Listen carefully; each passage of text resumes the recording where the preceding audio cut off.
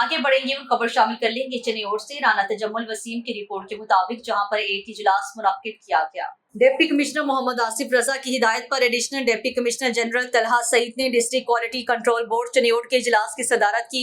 इजलास में secretary control board Shahzad Saleem, तीनों तहसीलों के ड्रग इंस्पेक्टर्स और मेम्बरान डिस्ट्रिक्ट क्वालिटी कंट्रोल बोर्ड ने शिरकत की। इजलास में जिला भर के 18 केसेस पर बहस की गई। Additional deputy commissioner Talha Saeed ने 6 केसेस को ड्रग कोर्ट भिजवाया, 9 को वार्निंग और 2 को मुलतवी किया, जबकि 1 केस की दोबारा रिपोर्ट मंगवाने का हुक्म दिया है।